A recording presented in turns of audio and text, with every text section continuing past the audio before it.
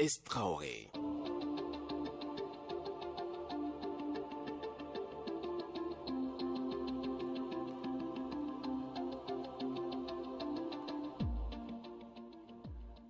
Bonjour, il est l'heure de jouer carte sur table avec un peu de retard, mais voilà, c'est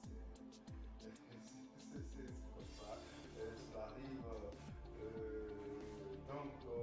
Celui qui a accepté de jouer carte sur table avec nous s'appelle Élie Kamano, il est chanteur, musicien, activiste, politicien, peut-être karatéka aussi. Mon père, il a, comme on dit, plusieurs cordes à son arc. Donc on va parler avec lui. Je rappelle qu'il est le président du Parti guinéen pour la solidarité et le développement PGSD. Avec lui, on va parler de la transition, on va parler de CNT, de l'actualité en général. Alors, comme toujours, nous allons à quelques 10 minutes de la fin donner la parole aux auditeurs qui vont envoyer les SMS sur le numéro que va rappeler Rama. Bonjour Ibrahima Souri Traoré, bonjour également à Monsieur Kamano, merci d'être là. Vous pouvez envoyer vos SMS au 611 93 93 62. Voilà, 611 93 93 62 pour vos questions. Au 611 93 62 60. 611 93 93 62 pour M. Élie Kamano. Alors, nous rappelons que cette émission est en direct sur Ndimba Radio, la page de Ndimba Radio, mais aussi sur guinée7.com et Média Guinée. Voilà, donc, quand c'est table, c'est parti. Face à Ibrahima Estraoré, homme ou femme politique, spécialiste, célébrité ou simple homme de la rue, joue carte sur table. C'est du lundi au vendredi à partir de 10h sur Ndimba Radio. Carte sur table. Ibrahima Estraoré. Bonjour, c'est Chrono. Oui, bonjour. Bonjour d'avoir répondu à notre appel. Bonjour d'avoir accepté de jouer carte sur table avec nous. Alors, comme je l'ai dit dans la présentation, vous êtes leader politique, vous êtes musicien, vous êtes chanteur, vous êtes activiste, politicien et tout. Qu'est-ce qui vous plaît dans tout ça? Comment vous aimeriez qu'on vous appelle? Tout me plaît. Tout me plaît du moment où d'abord je dis bonjour à vos auditeurs. Je vous dis bonjour et je vous remercie de m'avoir donné l'occasion de m'exprimer justement sur ce sujet que je n'aborde pas souvent dans les interviews. Je me plais très bien dans ma peau, dans la peau en tout cas de tout ce que vous avez énuméré ici. J'ai été artiste engagé et n'est pas artiste engagé qui le veut. C'est un registre dans lequel tout le monde ne s'inscrit pas. Et quand je me suis inscrit dans ce registre, on ne peut pas me le refuser parce que c'est des faits que les Guinéens ont constatés durant ma carrière. J'ai consacré ma jeune carrière justement à la lutte pour l'émancipation ou l'éveil de conscience du peuple guinéen en particulier et du peuple africain en général. Donc mon combat s'est élargi sur l'Afrique et d'où le mot panafricanisme. Je suis aussi panafricain parce qu'au même titre que Tiken Jah Fakoly, que Awadi et autres, nous avons eu à initier des luttes et des stratégies afin d'aider des pays comme le Burkina Faso, comme le Sénégal, lorsque le peuple sénégalais était confronté justement à Ablaye Wade, avec le mouvement Yanama, du côté du Burkina avec le mouvement Balai Citoyen. Donc je suis un panafricaniste dans mon pays, activiste, artiste engagé, politique aujourd'hui. Donc je me plais dans tout ça. C'est super, vous avez beaucoup de, comme on dit, beaucoup de cordes à votre arc. Ouais. Alors, monsieur Kamano, vous êtes leader d'un parti politique et récemment les partis politiques ont créé ce qu'ils ont appelé le comité, le CP, je le perds dans les notes. Ou le collectif des partis politiques. Des partis politiques face au CNRD, ils veulent parler d'une seule voix. Alors, on a vu hier ce qui a fuité un peu de réunion du RPG, l'ancien parti au pouvoir, qui n'est pas partant. Quel commentaire faites-vous? Ah non, là, moi, je n'ai pas de commentaire. Parce que, vous savez, c'est deux, c'est chien et chat, chat et chien. Les blancs, bonnet, bonnet blanc. RPG, et UFDG et tous ces gens-là. Donc, tout ce qui les concerne sur le plan politique, moi, je ne m'aventure pas dans ça. Je fais ma politique et je milite plutôt pour le rajeunissement de la classe politique. C'est ça mon combat. Mon combat, ce n'est pas de rentrer dans un collectif où je vais accompagner des personnes qui m'ont vu naître, qui étaient politiques, devant lesquelles j'ai grandi, qui étaient politiques, qui ont géré ce pays. Et mon combat n'est pas de mettre mon énergie à leur service pour davantage piller ce pays et le diviser davantage. Mon problème aujourd'hui, c'est comment faire en sorte que le mal auquel la Guinée est confrontée, les personnes qui sont responsables de ce mal que nous connaissons, que nous pouvons identifier dans la société, comment faire en sorte que nous puissions les contourner et donner naissance à une nouvelle classe politique. Point barre, c'est tout. Point barre. Alors, on va revenir sur cette question vraiment très importante pour vous et pour nos auditeurs aussi. Mais on se rappelle qu'il n'y a pas longtemps sur votre page Facebook, Carte sur table. Le 12 décembre dernier, vous vous adressiez un peu à vos fans, à vos militants et à tout le monde, et vous avez condamné, entre griffes, la répression qui s'était organisée au niveau du RPG. Depuis que l'eau a coulé sur le pont, est-ce que vous avez la même position? Est-ce que vous pensez déjà qu'il y a eu vraiment une amélioration dans ce cas? Ah non, je n'ai pas condamné la répression. J'ai condamné ceux qui ont condamné cette répression, qui ont appelé cela répression. Oui. Attention, il faut mettre les choses dans leur contexte. Oui, c'est exactement ça. Parce que hier, nous étions considérés comme des fouteurs de troubles. Aujourd'hui, lorsqu'il y a des événements interdits par les autorités, je pense que ceux qui bravent l'autorité de l'État sont considérés aussi comme des fauteurs de troubles.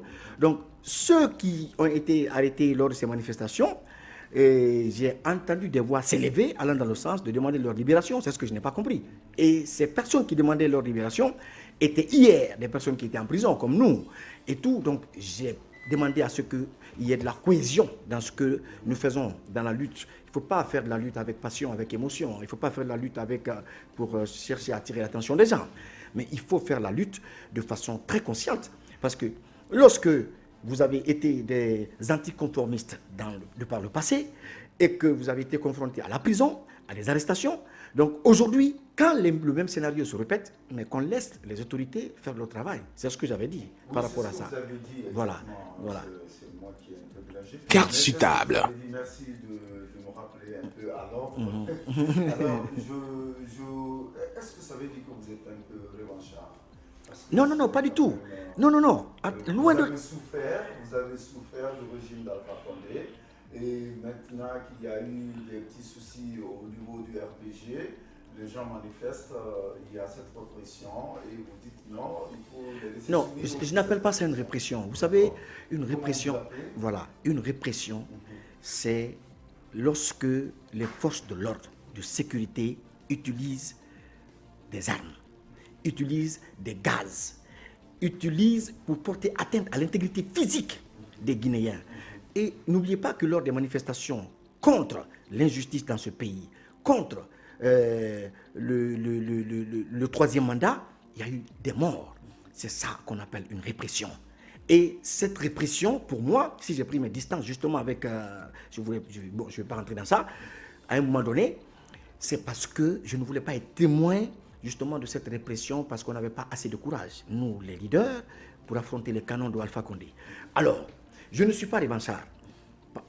Par contre, j'aimerais que la loi qui a voulu s'appliquer à nous, qu'on la laisse s'appliquer aux autres, parce que c'est des Guinéens comme nous. Nul n'est au-dessus de la loi. Si on le fait, on fait du 2 poids 2 mesures. C'est-à-dire que nous étions hier en prison, nous étions confrontés à des arrestations, nous étions confrontés à des intimidations.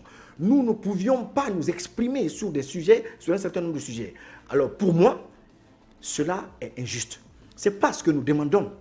Ce n'est pas ce que nous voulons ou que je réclame.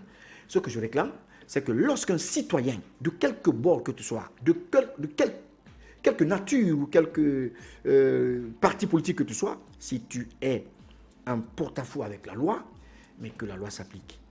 C'est tout ce que j'ai dit dans ma vidéo. En fait, c'est le message que je voulais faire passer. Voilà. D'accord. Mais est-ce que vous êtes en train de nous dire Carte sur table. la loi qui s'est appliquée sur vous à l'époque était vraiment en bon droit et c'était une bonne loi? Non, en fait, vous savez, il y a ce qu'on appelle ceux qui se conforment à la loi et ceux qui ne se conforment pas à la loi, qui bravent la loi. Alors, lorsque, à l'époque où nous faisions des manifestations, c'est vrai qu'on dit que nul n'est tenu à obéir à une loi injuste. Lorsque nous étions aussi dans l'opposition radicale, dans l'activisme ou contre le système d'Alpha Condé, on élevait nos voix contre une certaine forme d'injustice qui prenait justement forme dans notre société, dans notre pays. Alors nous, on disait non à cela.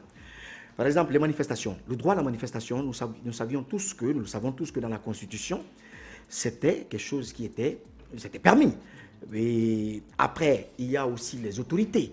Lorsque les autorités empêchent et donnent des raisons de l'interdiction d'une manifestation, je pense que aller braver l'autorité, ça amène l'autorité ou les autorités quand même à prendre des dispositions. Donc c'est en ce moment que nous étions considérés comme des anticonformistes. C'est en ce moment que nous étions considérés comme des fouteurs de troubles, comme des rebelles. Et on nous arrêtait, on nous appliquait ce qu'on appelle des codes, des articles du code pénal, on nous envoyait au tribunal et puis on nous envoyait en prison. Donc aujourd'hui, moi, c'est pas ce que je demande. Si les autorités en place ont dit qu'aucune manifestation politique n'est permise, je pense que dans une période d'exception, il faut observer ces principes. Alors, si ces principes ne sont pas observés, les autorités en place estiment que ces personnes qui bravent ces principes ou ces lois sont des personnes qui doivent être arrêtées, questionnées sur les raisons de leur manifestation. Et c'est ce que moi j'ai demandé. Je n'ai pas dit la prison c'est l'exception, tout qu'on fait. Je ne souhaite la prison à aucun citoyen. Aucun citoyen, même mon pire ennemi, parce que je connais la prison. Mais j'aime. S'il avait eu domicile à un moment donné. Ah ben voilà, mais les marques à Traoré se moquaient de moi. Hein? Il disait, mais je ne sais même plus à quelle occasion je devais aller te rendre visite, tellement que tu allais en prison. Ouais. Donc c'est pour vous dire que ce n'était pas un plaisir d'aller en prison, mais c'est parce que chaque fois qu'il y avait des interdits, alors nous on les bravait. Et on estimait que ce n'était pas normal qu'il y ait telle ou telle chose. Et le RPG pense que le combat qu'il mène, ce n'est pas un combat d'ordre national, entre guillemets. En plus, il ne faut pas qu'on oublie cela. À l'époque, vous parlez de maintenant? Je parle du RPG maintenant. Vous avez parlé tout à l'heure de ce qui s'est passé là-bas. Oui. Ce n'était pas un combat d'ordre national, contrairement à nous, ce que nous menions comme combat. Oui. Le RPG demande la libération du professeur Alpha Condé. C'est un combat d'ordre national quand même. Ah non. Carte sur table. C'est une question du droit de l'homme. Ah non, je suis désolé.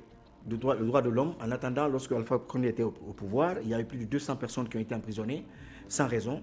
Et d'autres ont été tués, sont conduits au cimetière, ils sont couchés aujourd'hui au cimetière sans raison et sans justice. Donc moi je pense que aujourd'hui, s'il se lève pour réclamer la libération d'Alpha Condé, c'est tout à fait normal. Il est le président de leur parti politique. Parce que Alpha n'a jamais, même étant président, il n'a jamais fait. Bon, ça, c'est la cuisine interne du RPG. Il n'a jamais fait comment on appelle de congrès pour le remplacer. Oui. Jusqu'à preuve du contraire, il est resté le président du RPG. Donc, je suppose que ce qu'ils sont en train de faire, pour eux, c'est légitime, mais pour tous les Guinéens, il n'y a pas de légitimité. Oui, et le problème, on pourrait vous étoquer à ce niveau pour dire que le problème qui se passe, c'est qu'il n'a jamais été présenté à un juge. C'est un problème vraiment de droit de l'homme. Il est presque incarcéré. Et vous qui défendez ces libertés, vous qui êtes panafricaniste, comme lui d'ailleurs, est-ce que vous défendez toutes ces valeurs-là? Non, les contextes sont différents. Alpha Condé a été un ancien président et les actes qu'il a posés ont été, on était à la merci des forces de l'ordre comme ça, comme des gens qui n'avaient aucune protection. Moi, je pense que ce qu'il a fait, on ne peut pas, en attendant, le mettre dans une maison d'or ou remplie de jouets ou remplie de garde-corps. Pour le moment, dans la conscience collective, la majorité des Guinéens, il y a eu un système, il y a eu un régime et il faut des répondants, des gens qui puissent nous dire pourquoi et qui a donné l'ordre pour que les gens appuient sur la gâchette. Donc, je crois que il est dans ce cadre-là. S'il n'était même pas malade, n'eût été sa maladie, je pense que les choses seraient allées plus vite. Mais avec son âge et sa maladie, on le garde en lieu sûr. Et puis, on a aussi peur. Vous êtes en train de nous dire, est-ce que c'est parce que vous savez cela? Est-ce que c'est parce que vous êtes vraiment dans les secrets du CNRD? Non, ça c'est une analyse personnelle. Je fais une analyse parce que vous parlez de justice maintenant. Alors moi je me dis que la justice, ce que j'ai décrié dès l'arrivée du CNRD, c'est le fait de mettre M. Alpha Condé en prison, parce que moi j'appelle ça une prison, et de libérer ses acolytes. Et même s'ils sont privés de téléphone... Les ministres... oui. Ils devraient être au Nouf aussi. Non, pas au Nouf. Ouais. Mais en réalité, ils ont assez de liberté. Je pense qu'ils ont assez de liberté. Ils ont bloqué, non. Ils ne peuvent pas sortir du pays. Non. Non, c'est assez de liberté parce que après, on les voit, chacun peut s'exprimer sur la vie sociopolitique de notre pays et chacun peut donner un avis, même si ce n'est pas favorable pour la quiétude, la bonne quiétude du pays, la société. Mais nous sommes dans une situation où ces gens ont été des acteurs majeurs qui nous ont conduits dans ça. Monsieur Eli Kamano a accepté de jouer carte sous table avec nous et vous pouvez donc lui envoyer vos questions sur le 611 93 93 62, le 611 93 93 62. Carte sur table. Rama va relayer cette question à notre invité qui est très très dur à l'égard du régime d'Alpha Condé avec lequel vous avez flirté. Non. Moi, je ne... En fait, flirter avec un régime, ne pas flirter avec un régime, ne pas rencontrer un président, quelles que soient nos aspirations, quel que soit l'engagement que nous avons ou le désaccord que nous avons, c'est refuser d'être guinéen. C'est refuser d'assumer le fait d'être guinéen. Je n'ai pas vu un opposant en Guinée qui n'a pas rencontré M. Alpha Condé. Je n'ai pas vu un opposant qui n'a pas parlé et discuté avec lui. Je n'ai d'ailleurs pas vu un opposant qui n'a pas dribblé. Il n'y en a pas. Donc, quand on me dit que j'ai flirté avec lui, ça me fait rire. Ben voilà. Donc, c'est ça. D'accord. Alors, revenons à ce sujet qui vous est très cher, c'est-à-dire l'utilisation dans les fonctions administratives des jeunes. Maintenant, le CNRD a mis assez de jeunes au niveau du gouvernement à beaucoup d'autres endroits. Carte sur table. Mais déjà 4 mois après, beaucoup se plaignent, disent que ce sont des stagiaires que l'on a envoyés parce que ça ne tourne pas bien. Est-ce que vous ne pensez pas que être jeune, seulement jeune ne suffit pas? Non, lorsque nous faisons la promotion de la jeunesse, vous savez, la fonction crée l'expérience. Ce que les gens doivent comprendre, elle est très jeune, excusez-moi de prendre l'exemple. Demain, dans quelques années, elle sera à votre place. Il faut amener les jeunes, justement, à avoir confiance en eux. Les jeunes qu'on a amenés là-bas, sûrement, c'est des gens à qui on n'a pas assez donné à qui on n'a pas fait assez confiance dès le départ, dès le régime d'Alpha Condé. Parce que c'est là-bas d'abord que la machine a été grippée. Vous savez, c'est une chaîne. Et quand un seul maillon ne fonctionne pas, toute la chaîne peut s'écrouler. Et ce que j'appelle le coaching, ça n'existe pas ici chez nous. On n'aime pas coacher les jeunes. On aime les prendre, on les met à l'épreuve pour prouver leur inexpérience, pour prouver leur nullité. Et ça, c'est ce qui se passe aujourd'hui dans notre pays, c'est malheureux. Donc, pour moi, partant de mon expérience, que la fonction crée l'expérience, je suis sûr que ces jeunes, à cause de leurs petites lacunes, le pays ne va pas s'arrêter. Le pays tourne. Mais avec le temps, 1 mois, 2 mois, 3 mois, le Guinée, je sais que nous sommes un peuple très exigeant et nous demandons trop. Les Guinéens demandent trop. Et le fait de demander trop, c'est normal parce qu'on est resté assez longtemps dans l'obscurité. Donc, on veut de la lumière tout de suite et maintenant. On veut des résultats tout de suite et maintenant. Alors, ces jeunes, avec le temps, qu'on le veuille ou non, c'est les futurs cadres, c'est les futurs représentants, c'est le futur de nos institutions. Il faut qu'on ait avec. En politique, il n'y a pas de magique, il n'y a pas de baguette magique. Il n'y a pas à dire que le président Mohamed Doumbouya qui est là aujourd'hui, il n'a pas fait de formation politique. Il faut qu'on arrête. Le premier critère pour moi, pour servir sa nation, c'est l'intégrité et le patriotisme. Si on n'a pas ça, on peut avoir tous les diplômes du monde, on est un idiot. Ça, c'est moi qui vous le dis. Donc, toutes les personnes qui sont là aujourd'hui, je pense qu'il faut aller d'abord sur la base de l'intégrité, du patriotisme, ensuite de l'apprentissage. Vous pensez que les gens plus âgés ne peuvent pas être intègres? Il faut quand même, je peux vous faire remarquer que pendant le régime d'Alpha Condé, il y avait beaucoup de jeunes qui étaient quand même à des fonctions très élevées. Très élevées, mais qui ont déçu. Oui. Qui ont déçu. Je suis d'accord, ça c'est dû à quoi? C'est dû justement au système imposé par Alpha Condé. Il n'y avait pas d'égalité de chance. Ces jeunes dont vous parlez et les jeunes actuellement pris par ce que nous savons comme rigueur dans le choix qui a été fait pour nommer les ministres, les directeurs, ainsi de suite, je vous assure que c'était différent. C'était le copinage à l'époque, c'était le favoritisme, ainsi de suite. On prenait l'administration, un département où vous rencontriez plus de 50 malinqués dans un même département. Mais ils avaient complètement occupé tout l'espace.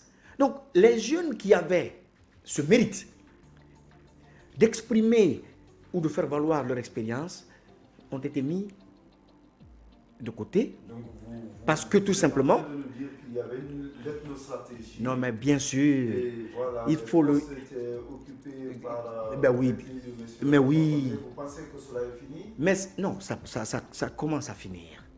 Ça commence à finir. Un système, on ne le débranche pas à un seul coup. On le tue à petit feu.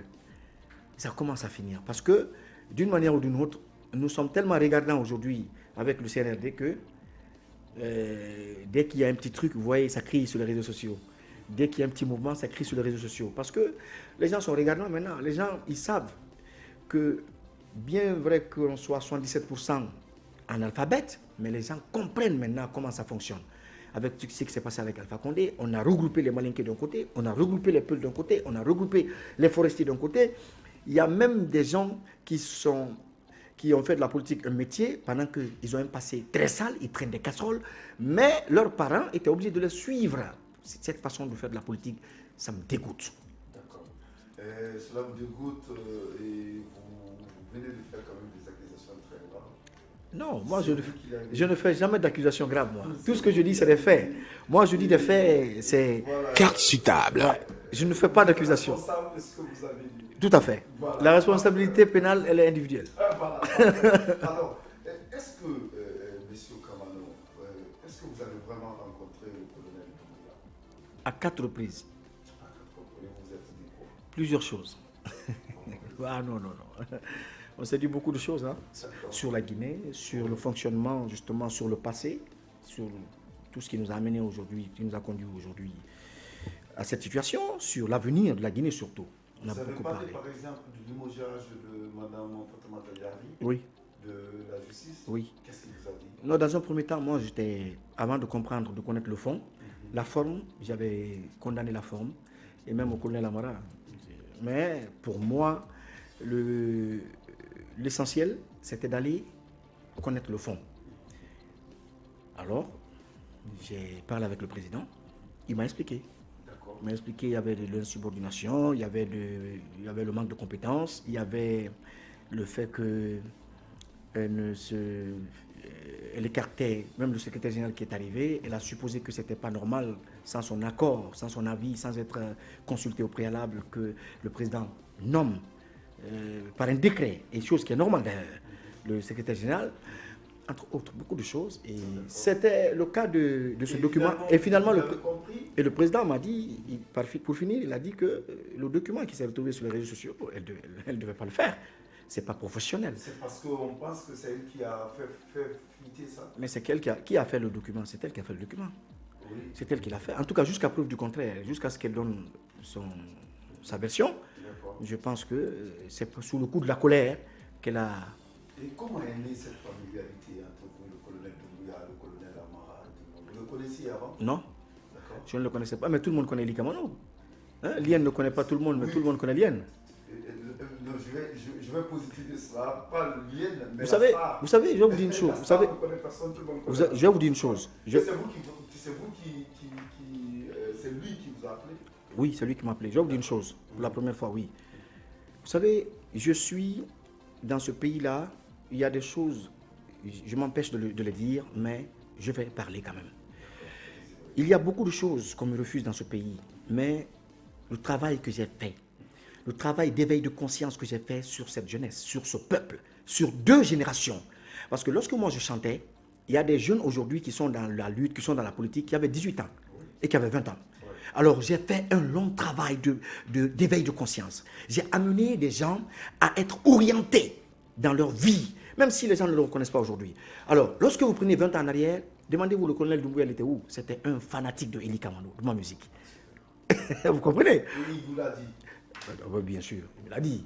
Donc, c'est pour vous dire que les gens qui arrivent, les autorités qui arrivent, je n'ai pas besoin de chercher une audience pour aller les rencontrer. On sait déjà le combat que ce jeune a mené. On sait que ce jeune est un amoureux inconditionnel de la Guinée. Carte sur table. C'est tout. Mais est-ce que, parce qu'il y a cette familiarité qui s'est créée, parce que vous êtes un leader d'opinion, vous êtes un leader politique et tout, mais est-ce que vous lui avez fait quand même quelques reproches sur maintenant, là, sur ces 4 mois maintenant de gouvernance? Est-ce que vous lui avez parlé de quelques couacs quand même de gouvernance? Tout n'est jamais clean. Vous savez, c'est ce que j'allais dire. Aucune action humaine n'est parfaite. Oui. Et sincèrement, on n'a pas eu à discuter sur ce qui n'a pas marché. D'accord. Mais dans les messages, je le fais quand même. D'accord. Par message, je le fais. Mais de vive voix, on n'en a pas discuté sur tel a été nommé, non, ce n'est pas bien, ou tel est comme si, tel n'est pas bien, tel... Non, ça, je ne suis pas rentré dans ces... Est-ce que vous lui avez dit, par exemple, qu'il est temps de donner un chronogramme pour la transition? Mais, bon, ça, par contre, c'est dans le mémo que je l'ai fait. Chacun a fait un mémo. Dans le mémo que vous avez fait, vous avez dit qu'il faut un chronogramme. Ah ben oui, j'ai donné... Vous avez proposé combien de mois ou d'années, par exemple? Non, moi, je suis allé sur 3 ans. C'est 3 ans. Ah oui. Vous ne pensez pas que c'est trop? Pourquoi c'est trop? Parce que la plupart des leaders pensent que... Carte sur table. 2 ans, c'est bon. Mais pourquoi 2 ans serait bon pour qu'eux, ils prennent le pouvoir rapidement? Qu'est-ce que ça va changer? Quel est le changement? Quelle est la providence? Le pouvoir quand même se conquiert par une voie normale, La voie... par la politique, Oui, mais par le vote et tout. Oui, mais ce pouvoir-là, il était déjà avec un civil, légitimement, qui était dans le premier mandat de la 4e République. Il était déjà dans son pouvoir.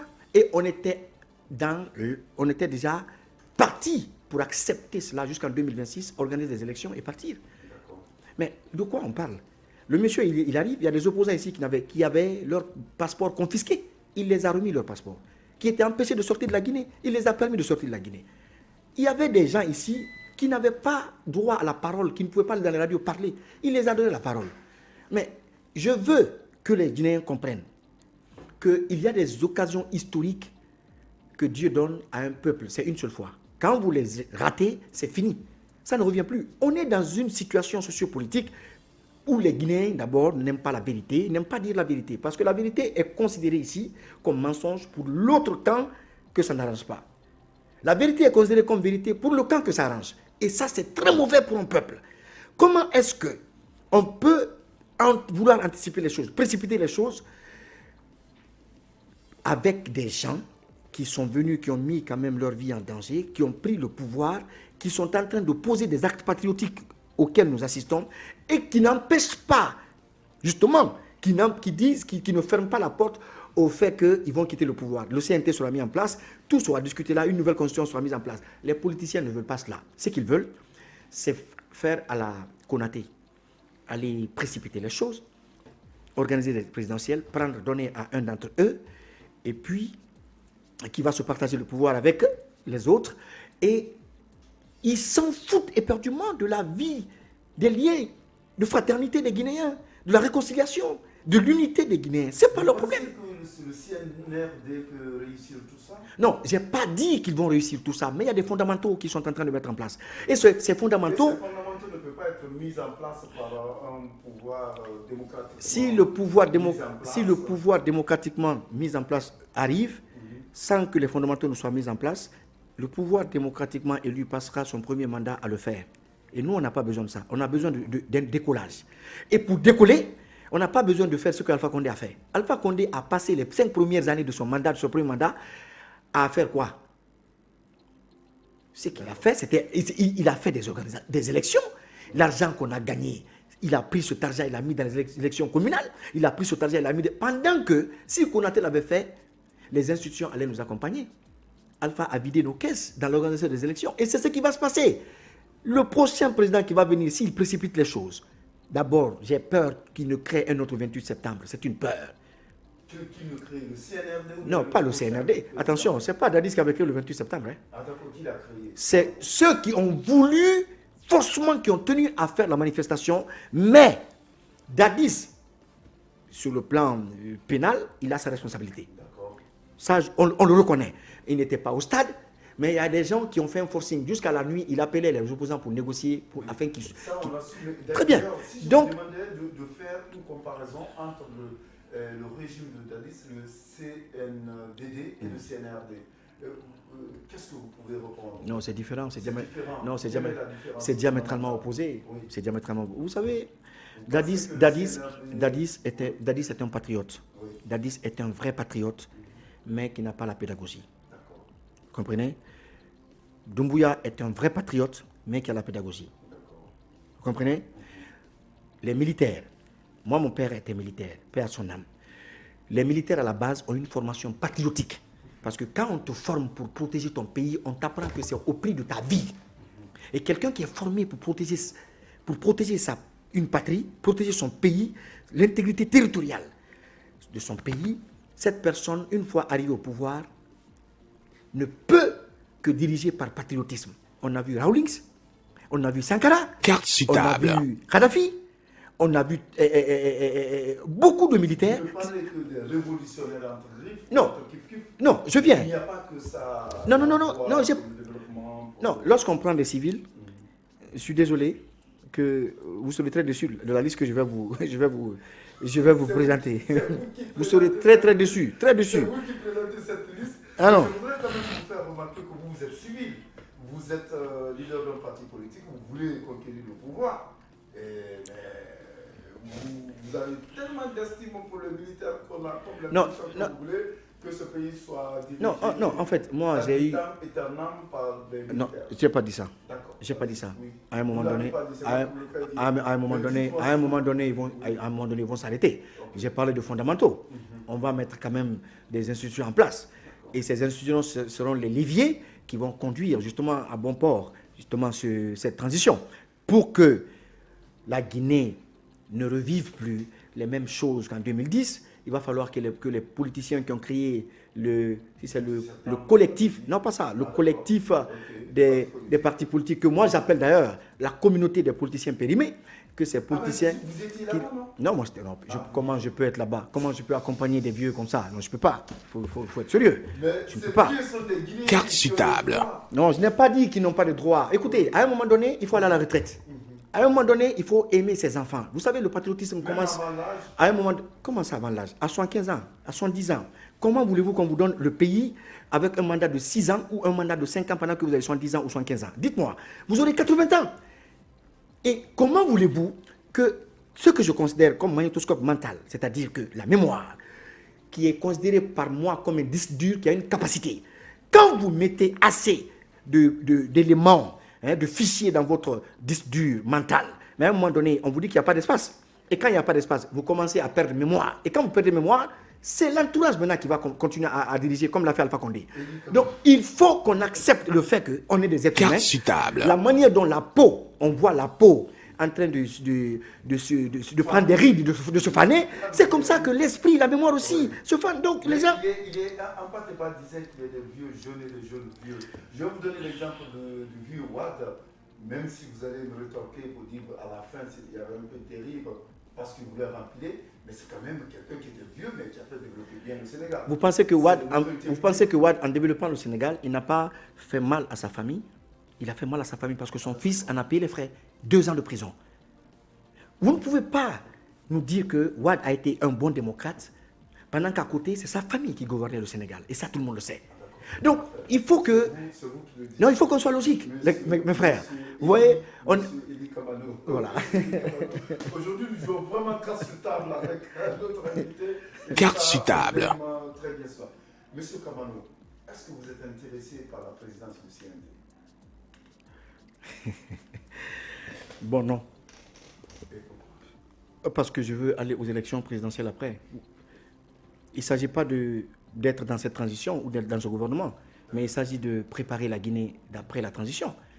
Je ne peux pas vouloir de quelque chose et son contraire. Je veux qu'on élimine les vieux et il faut que je sois prêt à assumer cela après la transition. Est-ce que c'est le comportement des jeunes à votre égard, ça ne vous dissuade pas? Non, parfois parce que vous voulez être président, être candidat et tout ça, mais les jeunes ne vous Carte sur table. pas accompagnés. Ils ne vous accompagnent pas. Non, ne dites pas, Est-ce que ça ne dites pas que les jeunes ne m'accompagnent pas. Si vous dites ça, vous êtes très dur envers moi. Ah, excusez-moi. Vous savez, la musique, quand j'ai commencé à chanter, avant que les gens ne découvrent l'étoile Elie Kamano, la star Elie Kamano, j'ai fait beaucoup de sacrifices. Personne ne m'accompagnait. J'étais tout seul. Les gens sont très durs et exigeants envers moi. Je le reconnais. Il n'y a que 2 ans que je fais de la politique. Par rapport à ces gens qui sont 15 ans en politique, ou 20 ans. Il faut que les gens comprennent que je suis assez courageux, assez audacieux pour oser inventer l'avenir. Nous sommes là pour le témoigner. Voilà. Donc, je ne peux pas comprendre aujourd'hui qu'on me dise non, les jeunes ne vous accompagnent pas. Les jeunes viendront doucement, ils comprendront petit à petit. Ils sauront, parce que les peuples souvent ne savent pas ce qu'ils veulent. Dieu envoie toujours un prophète, un guide pour dire au peuple, voilà ce que vous devez faire, ce que vous devez aimer, ce que vous devez embrasser. Naturellement, je suis un prophète. Le prophète est différent du messager. Le prophète est différent du messager. Non, Élie est un prophète. Élie dans le Coran, Élie dans le Coran, c'est Ilias. Élie dans la Bible, ah oui, Élie dans la Bible, c'est Élie, c'est le prophète du feu. Ah ben bien sûr, bien sûr. Ilias a été le prophète du feu. Dans le Coran, ça existe. Hein? Je suis musulman. Le prophète du feu. Le prophète du feu. Dans le Coran. Très bien. À moi, il y a le feu. Voilà. On comprend pas. Alors, on va donc poser juste une dernière question avant de donner la parole pour les auditeurs. Et cette question, c'est quel profil vous voulez vous dresser est-ce que si je vous demandais de me dresser le profil du président du CNT, on a vu sur les réseaux sociaux, par exemple, beaucoup de personnes faire la campagne pour M. Dansakoma. Vous pensez qu'il est mieux placé pour... Moi, je ne porte pas de jugement personnel sur des personnes, mais sur leur politique. Alors, moi, je pense que cela dépend justement de la compréhension du président et de la volonté du CNRD de vouloir donner à la Guinée un CNT digne de nom, et un président de CNT, je veux dire, digne de nom, de confiance des Guinéens, et même s'il ne fait pas l'unanimité, mais qui fait au moins la majorité. Voilà, c'est ça. Alors, les auditeurs ont dû nous envoyer des questions, au prophète Elie Kamano, au 611 93 93 62, 611 93 Carte sur table. 62. Allô, maman? Oui, merci à tous ces auditeurs. Il y a beaucoup de questions. J'espère qu'on aura le temps. On va aller avec la première. Bonjour la radio, c'est Amadou depuis Bofa. Elie Kamano, à un moment donné, vos attaques contre Cellou Dalein se multipliaient. Après, vous vous êtes réconciliés. Est-ce que vous regrettez? Vous savez, en politique, il faut faire la part des choses. Il y a la personne, il y a la politique de la personne. À un moment donné, lorsque j'ai perdu mon père, je venais de perdre fraîchement mon père, et voilà, et je venais aussi de quitter le mouvement, voilà, l'autre mouvement là, je ne vais pas dire le nom. Non, bon, on passe dessus. Et les gens, au lieu de présenter des condoléances, allaient dans le cadre justement d'attaquer et insulter sur la page justement de ma publication où je publiais le décès de mon père. Ça m'a tellement choqué que j'ai attaqué la personne de Cellou Dalein Diallo. Et après, on a eu à discuter lui et moi. Il m'a dit, mais on est en politique. Tu peux attaquer, tu peux critiquer la politique, mais ma personne, depuis ce jour, voilà quoi. Donc, il ne faut pas que les gens confondent des choses. Cellou, c'est mon aîné. C'est quand il a besoin de me voir, il me voit. Quand j'ai besoin de le voir, j'ai envie de le voir, je le vois. Mais nous n'avons pas la même idéologie politique. D'accord. Vous pensez que lui aussi doit aller à la retraite? Non, mais attends, je ne suis pas là pour parler personnellement de qui que ce soit. Je parle de la classe politique, la vieille classe politique. C'est une crème. Sur table. Tout le monde. En fait, quand on dit d'aller à la... Lorsque je dis, quand je parle de retraite, j'aimerais bien que les gens fassent la différence entre la personne physique et la personne morale et le parti. Parce que le parti, au sein du parti, il reste. Absolument. Et il Je vous ai parlé du cellule d'Alain. Exactement. Exactement. Lui, par exemple, Exactement. la place Ils n'ont qu'à faire la promotion à la nouvelle génération. Voilà, et du RPG et de tous les partis. Du RPG, qu'on laisse les Kassouri. Tout le monde, voilà. Tout le monde, Voilà. D'accord, parfait, ça c'est compris. Une autre question? Oui, bonjour ma radio, bonjour à Monsieur Kamano. Récemment, vous avez rappelé au prélat Robert Sarah que les terres supposées appartenir à l'Église sont des terres volées. En quoi est-ce vrai? Je n'ai jamais dit ça. Non, je n'ai jamais dit ça. J'ai posé une question. Parce que lorsque le cardinal Robert Sarah, pour qui j'ai un respect religieux, a dit que les cases Bellevue appartenaient à l'Église, j'ai tout simplement dit que si cela s'avère vrai, c'est que c'est une très bonne chose. Mais sauf que moi, il y a une question que je me pose en tant que Guinéen, en tant que révolutionnaire. C'est qu'il y a eu avant l'indépendance et après l'indépendance. Les terres. Et lui-même, dans son récit, il dit que Sékou Touré n'avait pas comment on appelle, il ne dérobait pas les terres d'autrui. Il n'avait pas cette culture de dérober les terres d'autrui. Alors, je me dis, mais est-ce que les cases Bellevue ont appartenu à l'Église avant les indépendances ou après les indépendances? Si c'est avant les indépendances, c'est que ça a été donné à l'Église par les colons. Et si ça a été donné à l'Église par les colons, c'est que pour moi, ça ne tient pas. Vous appelez un chat, pour vous, ça a été volé. Ça a été volé. Voilà. pas par l'Église, hein, Oui. mais par les colons. Par les colons, oui. Je n'ai pas dit que l'Église a volé. Oh, d'accord. Je dis que les colons ont volé les terres. D'accord. Pas seulement à la Bellevue, mais toutes les terres, ils en ont fait ce qu'ils ont voulu. Voilà. Et maintenant, après, lorsqu'il y a eu la souveraineté, lorsqu'il y a eu l'indépendance, l'administration qui était là, guinéenne, le gouvernement a procédé justement au partage, à la vente des parcelles, ainsi de suite. D'ailleurs, on va rebondir sur cette question de l'auditeur pour vous demander un peu votre avis rapidement sur cette affaire du nom donné au président Sékou Touré à l'aéroport. Carte sur table. Il y a beaucoup plus de problèmes que cela, ça a résolu le problème. On a dit qu'il faut que c'est dans le cadre de la réconciliation, mais on s'en est sorti divisé plus que jamais. Non, on n'est pas divisé, on n'est pas divisé par ça, on est déjà divisé. Il faut le reconnaître. Mais cela a exacerbé. Cela, oui, bien sûr. On est divisé sur la question. Est-ce que vous pensez que c'était au On est divisé sur la Vous question. pensez que On est c'était au divisé. courant? On est divisé sur la question parce qu'on était déjà divisé Oui, depuis après les indépendances. oui. Le jour où on acceptera de se dire la vérité dans ce pays, on va soigner les plaies.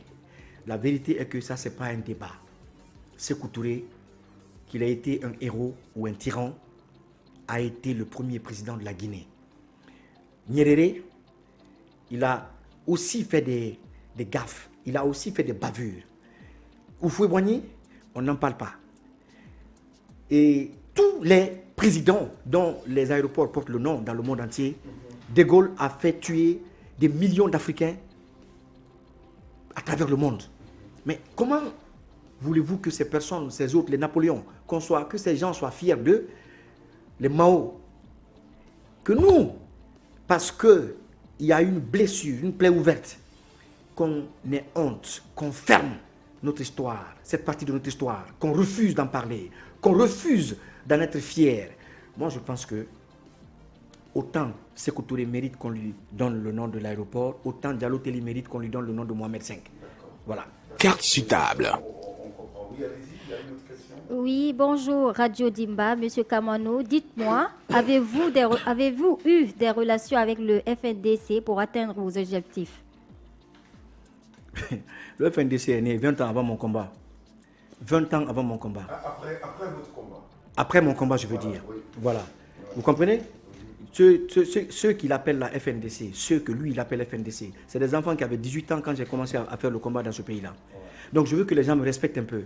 Il faut que les gens arrêtent de résumer le combat de Eli Kamano à 2019, de 2019 à 2020, le temps que le FNDC a été mis en place. Il faut que les gens arrêtent. Parce que déjà en 2017, j'ai été le premier martyr de la lutte contre le troisième mandat. Arrêté à la tannerie et conduit en prison. Voilà, donc il faut que les gens arrêtent. J'ai commencé ma lutte avec le régime de Lansana Conté.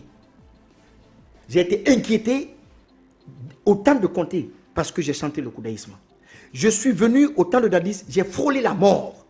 Eux, ils étaient peut-être à l'école primaire. Il faut que les gens arrêtent. Il faut que les gens me respectent dans ce pays. Comment est-ce qu'on peut me poser la question à savoir si je voulais atteindre les objectifs? Lesquels? Que je n'ai pas atteint depuis combien d'années? Des objectifs que les systèmes auxquels je me suis attaqué m'ont demandé de venir afin qu'ils règlent mes problèmes, afin qu'ils me fassent taire à travers les moyens qu'ils allaient mettre à ma disposition, afin qu'ils me fassent taire à travers les opportunités qu'ils allaient m'offrir. Mais il faut que les gens arrêtent. C'est le Sekouba Konaté qui est témoin oculaire du combat que j'ai mené au temps de Dadis. Moi, j'ai des audios avec moi, des audios. Le moment viendra. Vous n'avez pas mordu à la maison? Non, je ne peux pas mordre à la maison.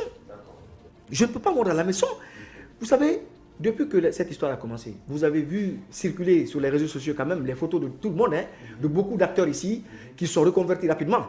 Mais vous ne verrez jamais la photo de Ely Kamano sur les réseaux sociaux sous prétexte où je suis en train de dire vive Alpha Condé ou le troisième mandat, où je suis en train de faire une action en tout cas. Si ça existait, si une preuve, même audio existait ou une vidéo, ils allaient balancer cela.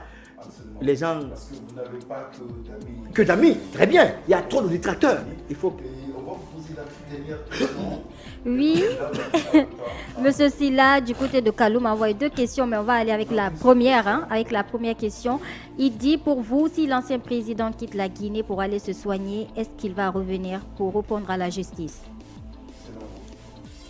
Moi, je pense que si le président et le CNRD ont donné leur accord afin que le président Alpha Condé parte, ils ont beaucoup de garanties. Ils ont beaucoup de garanties à l'international, pas ici en Guinée. Parce que ce n'est pas le parti RPG qui va leur donner des garanties afin qu'ils puissent laisser le président Alpha Condé aller se faire soigner. Des garanties qu'ils ont, je pense que c'est au niveau international. Et au niveau international, ils ne peuvent pas ne pas accepter que le président Alpha Condé vienne, s'il y a justice, bien sûr, répondre. Pas du tout. Je pense pas. Alors, merci le général Ely Kamano. Président. Pourquoi vous avez peur d'être général? Non, les généraux sont à la retraite. Ah oui, je l'oubliais. Merci donc au président Ely Kamano. Merci. Qui a accepté de jouer franchement vraiment carte sur table avec nous. Nous rappelons qu'il est le président du Parti guinéen pour la solidarité et le développement. Cette émission elle est diffusée à 18h et d'ici là